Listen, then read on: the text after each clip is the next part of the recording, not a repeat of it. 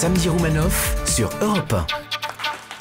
Mickaël Quiroga, vous êtes intéressé à la grève de la SNCF ? Ouais, et c'est vrai qu'elle dure cette grève. Il faut dire qu'en France, on a un amour pour la grève encore plus grand que celui de Florent Pagny pour les paradis fiscaux. La grève, en Italie, ça se dit incrociare braccia, littéralement se croiser les bras. On dit aussi vaffanculo il patrone, mais là, j'ai pas trouvé la traduction. J'ai juste compris patron. Alors les patrons, c'est le MEDEF, et l'idéal pour le MEDEF, ce serait que les Français se mettent à l'heure japonaise. Parce qu'au Japon, quand ils font grève, ils portent un brassard avec marqué en grève, et ils continuent de travailler. Vous voyez, quand les Japonais sont en grève, on dirait qu'ils sont au boulot. Alors qu'en France, même quand on est au boulot, on dirait qu'on est en grève. Moi, j'avoue que quand la RATP est en grève, limite, je préfère. Parce que quand vous prenez le métro, à Paris, vous risquez des maladies du Moyen-Âge. Il y a une étude qui a démontré que les quais du métro parisien étaient 15 fois plus pollués que les trottoirs de Paris. Finalement, quand la RATP fait grève, elle sauve des vies.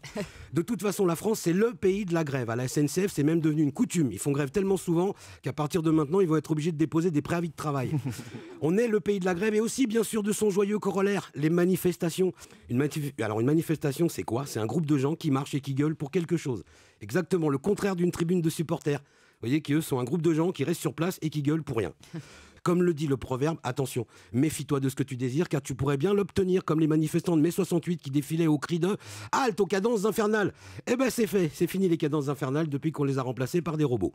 À l'époque, vous faisiez grève un peu sérieusement, vous risquiez votre peau, alors qu'aujourd'hui, vous faites grève un peu sérieusement, tout ce que vous risquez, c'est une visite d'Emmanuel Macron et de perdre des RTT. Remarquez, à mon avis, c'est peut-être pour ça que la grève ne durera pas.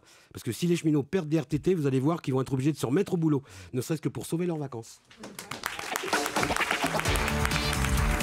Anne Roumanoff sur Europe 1.